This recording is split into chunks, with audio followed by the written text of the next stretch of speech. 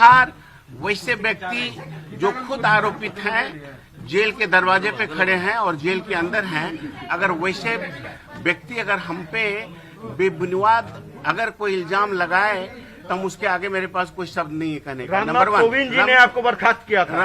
आप number one. Number two, कोई भी केस तब प्रूफ होता है जब आपके पास चार्जशीटेड हो या कोर्ट ने कुछ फैसला किया हो। ना हम अभी चार्जशीटेड हैं, ना हमारे ऊपर कोई आरोप सिद्ध हुआ है। अब इसके बारे में आप सोच लीजिए। दूसरी, और राज्यपाल ने जो कार्रवाई की थी वो कार्रवाई क्या गलत थी? दूसरी सुन लीजिए आप पूरी बातें। कार्रवाई जो की गई थी, हम ये नहीं कहते कार्रवाई जो, सुन लीजिए, जो चीज हुआ है उसके बारे में सत्यता जान लीजिए, सत्यता उसके बारे में जान लीजिए। ये सिलेक्शन प्रोसेस है, इसमें वाइस चांसलर को सिलेक्शन प्रोसेस में कुछ नहीं करना होता है। कार्रवाई गलत हुई थी आपके सुन लीजिए, आप मेरी बात है, आप सुन लीजिए, आप अपने बात पे पहुंच करें। जो सुशील मोदी आज आपके साथ हैं, जब आपके अपोजिट में उन्होंने मांग गिरफ्तारी की मांग की थी। अब आप उस देखिए, सवाल होता है कि हो सकता है कि उनको किसी ने मिस ब्रीफिंग किया हो। सुशील मोदी को नहीं, हम ये नहीं कह रहे, हम ये कह रहे हैं कि जो सत्यता थी उसको जानिए आप। ये सिलेक्शन की बात थी और वाइस चांसलर कहीं सिलेक्शन कमेटी में नहीं आते हैं, वो चेयरमैन होते हैं। हर सब्जेक्ट का एक कमेटी एक्सपर्ट होता है और एक्सपर्ट डिसाइड करता है क्या करना है क्या नहीं करना है। और ये भी रिलेशन था क्वालिटी एजुकेशन का।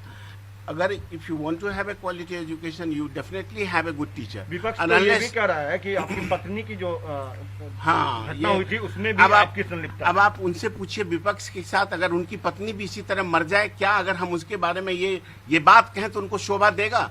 और जिस किसी ने ये बात कहा है उसके पास आज लीगल नोटिस उनके जा रही है और हम 50 करोड़ का मानहानि दावा ठोक रहे हैं। तेजस्वी यादव ने कहा कि आपसे बात करने को तैयार है खुले मंच पर।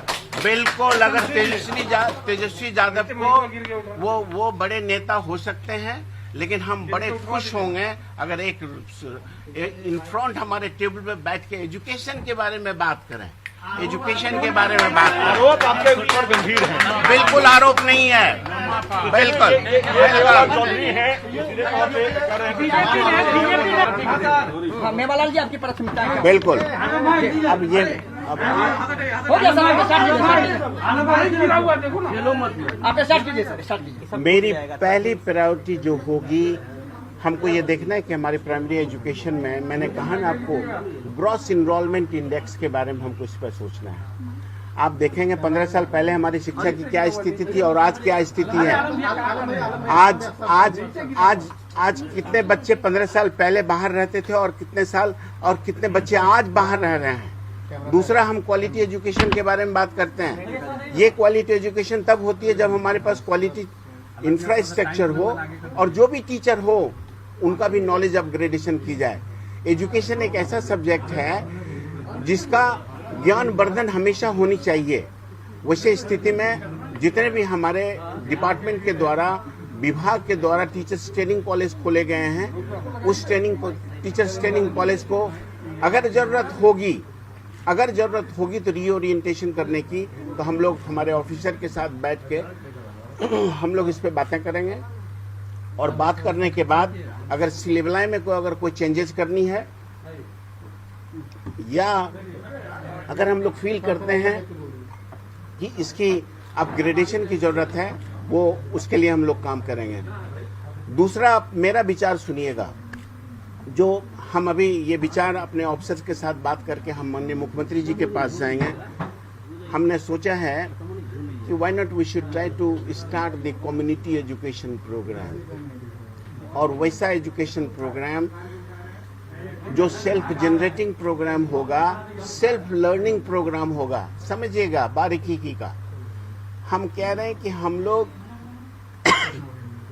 इस तरह का एक कम्युनिटी एजुकेशन प्रोग्राम करना चाह रहे हैं जो self generating and self learning हो। बच्चों में, आप अगर गांव के रहने वाले हैं तो आजकल बच्चे सुन लीजिए, आजकल बच्चे आपस में क्विज का एग्जामिनेशन देता है और जो नॉलेज उनके पास है they try to cross over the knowledge of others people. तो इस तरह का अगर हमको अगर हमारी सरकार और हमारे ऑफिसर के साथ ये बात करने पे हम लोग वर्कआउट करेंगे, जो चौथी प्रायोरिटी होगी, जो आप लोग जानना चाहते होंगे, ये प्रायोरिटी जो सरकार की ऑलरेडी प्रायोरिटी सेट है, ठीक है। अपॉइंटमेंट की आप लोग ने, कुछ लोगों ने सवाल किया, हम लोग उस पर विचार करेंगे। हम लोग आज सीनियर ऑफिसर के साथ मीटिंग करेंगे और फिर जो भी आएगा हम आपके पास पुनः फिर आपको बताएंगे। आपके ऊपर भ्रष्टाचार के आरोप हैं जिसको लेकर विपक्ष लगातार सवाल उठा रहा है। मेरा सफाई एक ही चीज है, ये बिल्कुल बेबुनियाद, निराधार, जिसके अंदर कोई सच्चाई का तथ्य, जो कोई सच्चाई का तथ्य नहीं है, नंबर एक। नंबर दो, जो आदमी ये ट्वीट कर रहा है, जो आदमी खुद इतने क्या कह सकते हैं, डेंसली, हम तो कहते हैं अंग्रेजी में उसको कहते हैं डेंसली, जो घिरे हुए हों इन सब चीजों से, जो चार्जशीटेड हों, अगर वो हम पे लगाएं तो बड़ा अच्छा नहीं लगता है। और सुन लीजिए, और सुन लीजिए, हमारे ऊपर कोई चार्जशीटेड नहीं है, कोई आरोप नहीं है, किसी तरह का कुछ नहीं है हमारे ऊपर आज के दिन में। और जिनके ऊपर जो हैं, जो अंदर हैं, जो अंदर जाने वाले हैं, वही लोग लगा रहे हैं।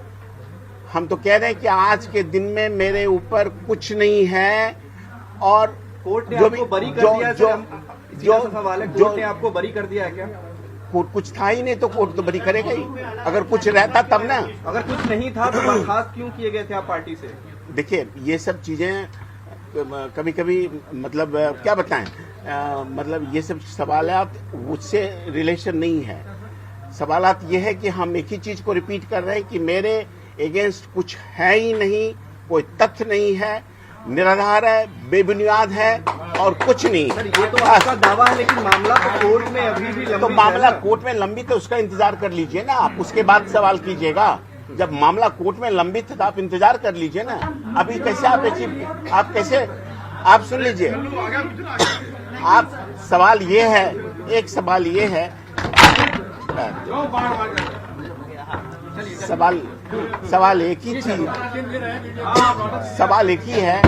आप लोग खुद अगर अपना इंफ्रा ड्रॉ कर लें तब तो कोई बात ही नहीं है। हम जब एक सवाल में जवाब दे दिए, इसके आगे कुछ नहीं होता है।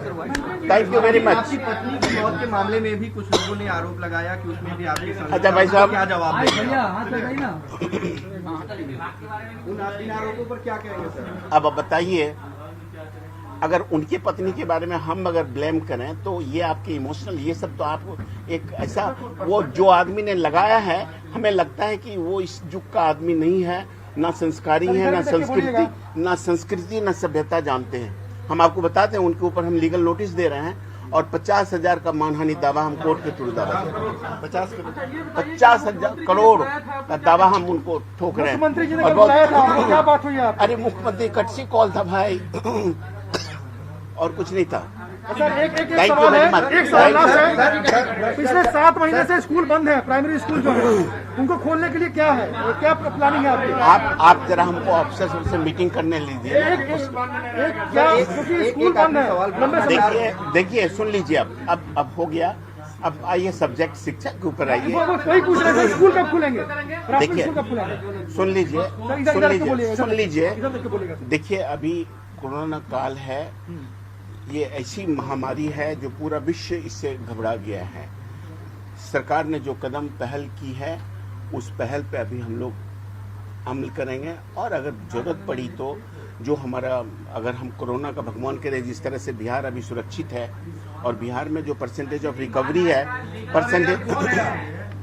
परसेंटेज ऑफ रिकवरी है, इसी तरह भगवान अगर बरकरार रखेगा तो हम लोग ये प्रस्ताव